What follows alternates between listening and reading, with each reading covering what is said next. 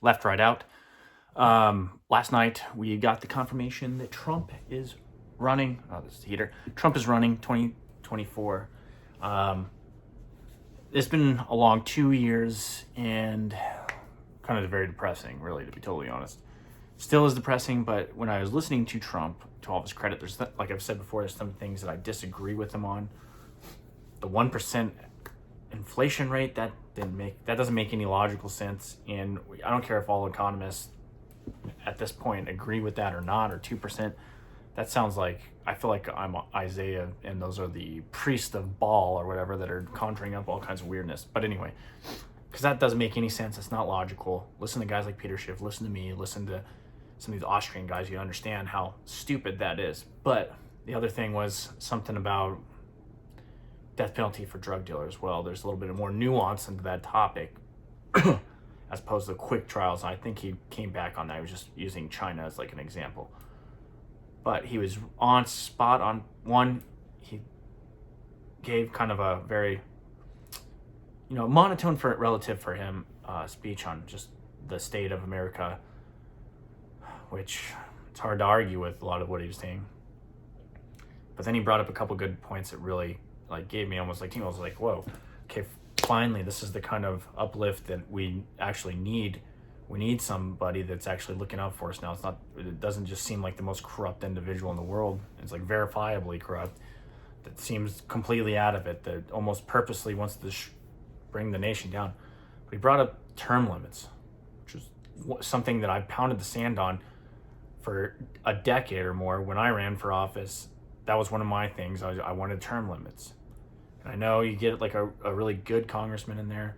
You really want him, but that's one guy to 435. I'd take my chances on making this job no longer a career anymore, making it a service again. And let's get back to that kind of stuff. So the first step to that, when we're in this state of such corruption, is let's get some term limits. Second thing he didn't really touch on that goes along with that 1%. It's like, let's attack the Federal Reserve System. Let's Andrew Jackson this thing. All right. That's the node of all nodes. That's the underlying root cause of every ilk that we can possibly think of, is just dishonest money. It permeates everything. The socialistic money system permeates every aspect of our life. But anyway, I felt a little tinge of hope with him running. Like I said, I don't agree with him on a lot of things, but at least he's a gangster or whatever, but he's our gangster. And at least he'll turn the ship in the right direction. Whether he might understands economics to a certain degree, he understands business finance, and he understands basic economics when it comes to businesses. So he's business friendly. I'll take that all day long right now. He talks about oil and nat gas drilling. We desperately need that. Like, beyond that, just common sense stuff. He brought that up. It's like, why are we even talking about some of this stuff? So it was very refreshing. I just pray DeSantis doesn't run against him in the primaries. I'd rather like a Jeb Bush, bring out the Mitt Romneys, bring out the Liz Cheneys. Let's let him wipe the floor of them. Let's get this thing on in the next 2 years. Sad thing is, right now, the Senate is going to be held in Democratic control, and the House will be just a hair Republican. It's not going to do us any good. Maybe we put the brakes on some of these policies, barely, but definitely no real. Maybe get some hearings, but there's really not going to be any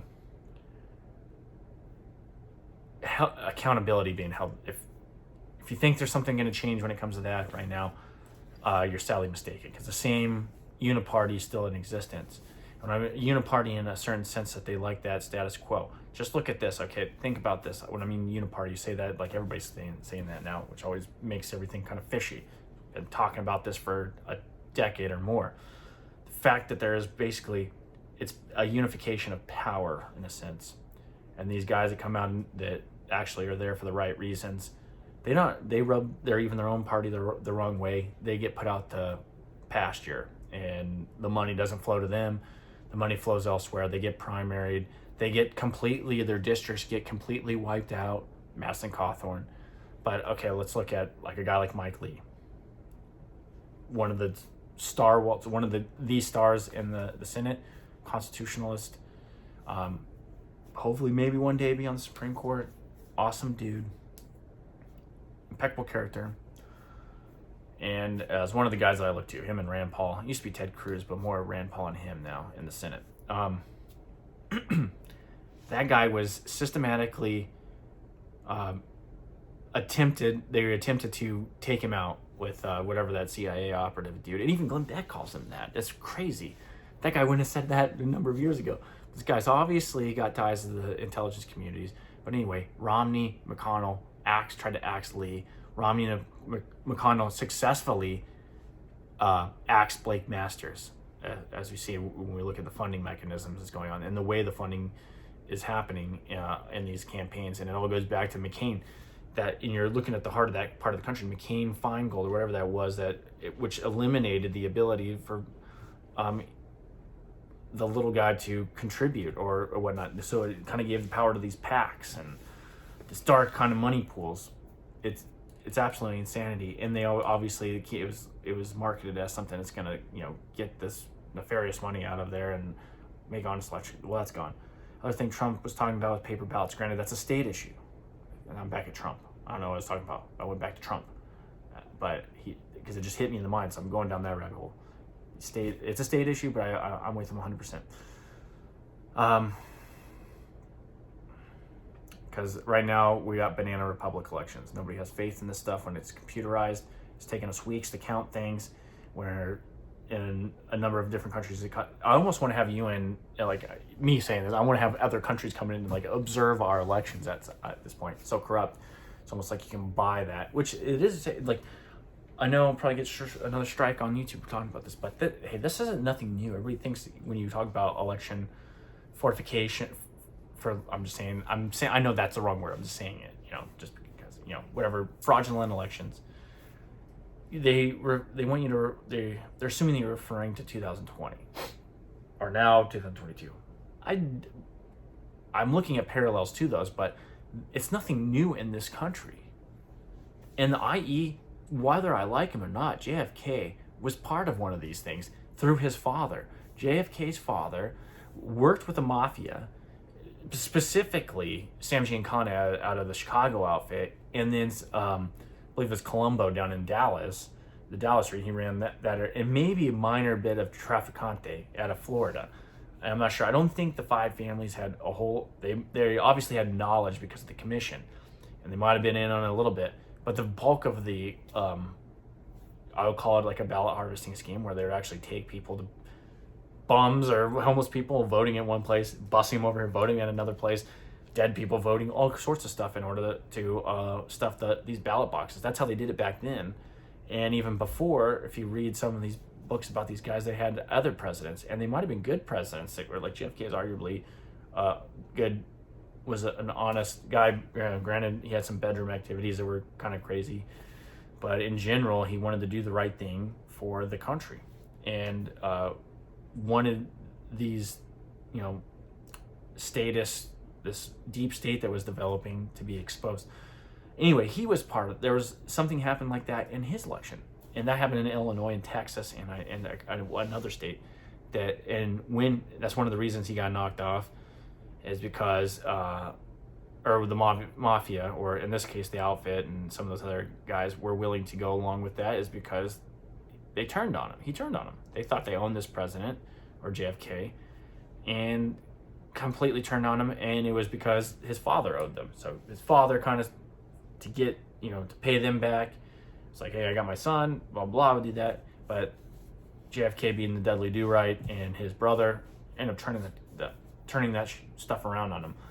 And I've gone in this before about the Hoover. I mean, I started going deep into this stuff. It's kind of interesting. It's very interesting, actually, because if you think, we look at that historically, it's like, oh yeah, well, that's pretty, there's corruption there, and these nefarious organizations were running things. But then we look today, it's like, oh, there's no way.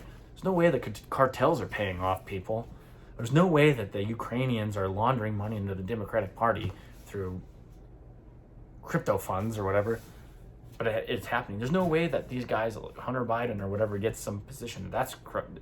Dude, it is. It's sophisticated, just like the art thing. Hunter Biden's art piece is selling for God knows what. That is, those are all payoffs. I mean, you can do that, the Hoover thing. Like, how can you tie Hoover to the mafia payments. Well, you can't like directly do it, but here's what they were doing is because these guys are smart, right? Especially now, like things evolve. Powers, that drive, it's an innovative power.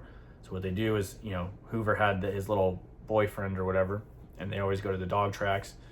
So those whatever connections to the mafia, they well, go ahead and bet on this dog or whatever. And what do you know? He wins some money. Just so happens that, whatever he got tipped off on that, and that's how he gets his payoff. I mean, it looks legit, but it's there for a reason. Just like some of these lottery, how many guys have won the lottery twice? Well, there's been a few. Look at Epstein. Look, I'm just saying that's one of them. But there's been tales of guys they were manipulating the lotteries and paying off guys that way. There's a lot of different mechanisms that are utilized that they keep coming up with stuff, and it's interesting. Book deals, like I was listening to one of the guys I listened to is Robert Barnes, I hope he's get around Trump.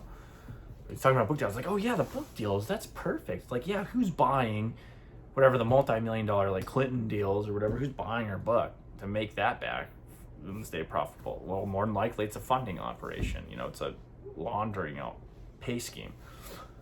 So I mean, there's interesting book deals. So if you want to look at some corruption, you look at some of these book deals, these extravagant book deals anyway. You look at some of these ties to these foreign countries, which, what do we have? Oh, I'm going off on tangent, but let's go back to this Ukraine thing, because Ukraine was one of these things. It was a country used for money laundering. It was a country used by the intelligence apparatus and the military itself in various ways, whether it be, well, now that we know from Judicial Watch, some of the leaks that I've heard, that they've actually got documentation that those, like, what I was telling you when they first went in there, the biological labs, the documents that were there for that. In Newland, who came out and kind of alluded to it I believe she's under oath, she was in front of congressional members. And then years ago, a famous investigative journalist who also did work on gun running into Syria, subsequently fired from her job there. But anyway, she did something on this stuff. So if you look far enough, you see all these things that are going on that were reported on, they're reported on very briefly, and then it goes away. And then later on, when it becomes a big deal, everybody denies it, and then you're like, wait, here it is. And then, well, it's just a non-story anymore.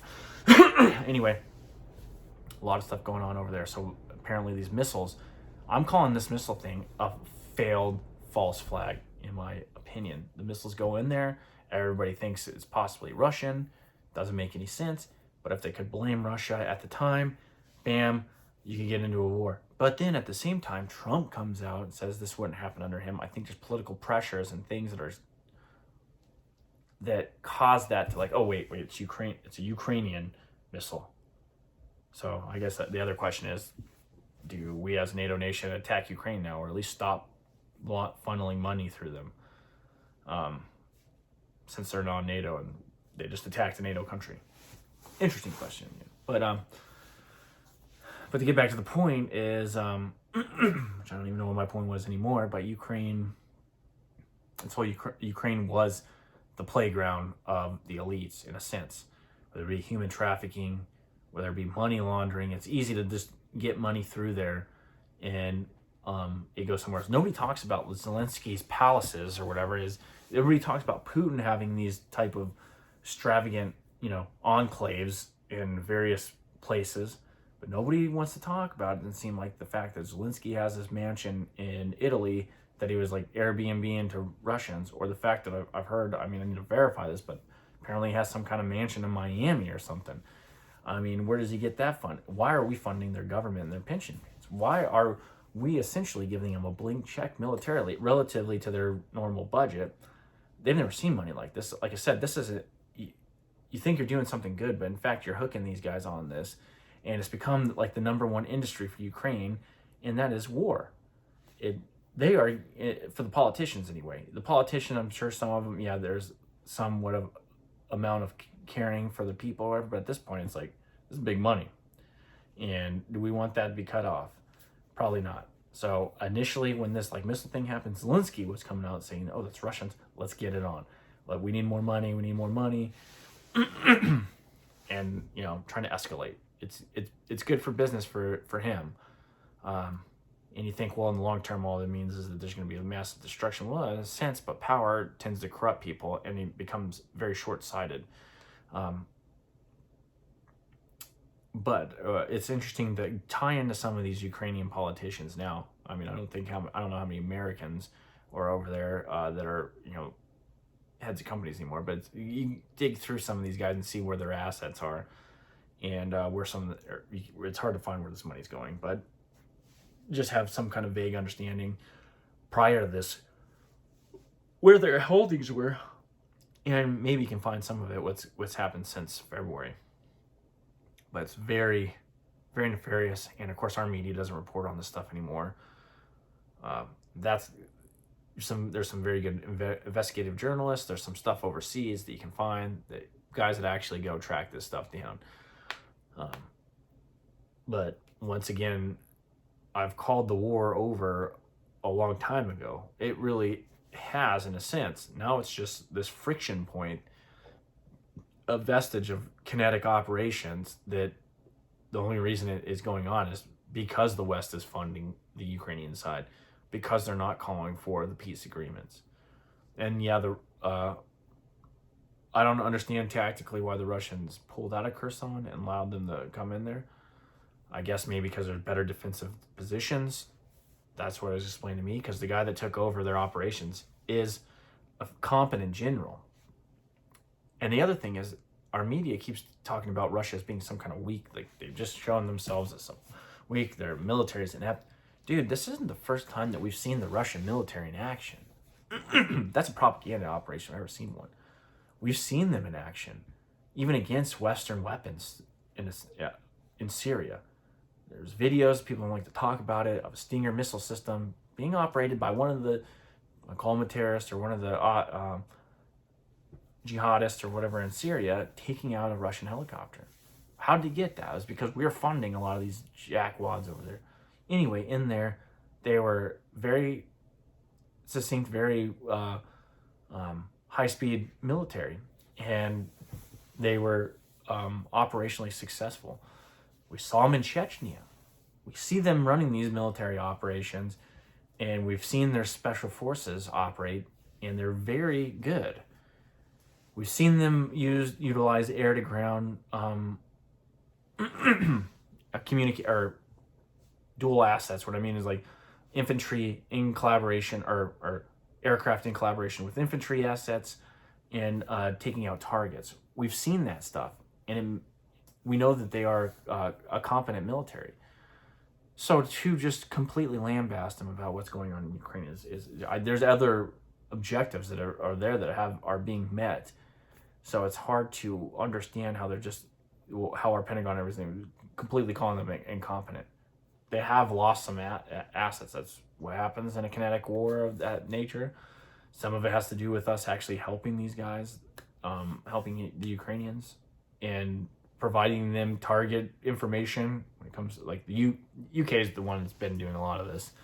The British are a little more tied into the Ukrainian military than our own, but they've been giving them target data and whatnot. And that's how they were successful in the naval operations. But I guess I better end this because we're almost at 20 minutes. But anyway, if I come up with something else, well, we'll go into it. I might go into some more election stuff. But anyway, talk to you later. Peace.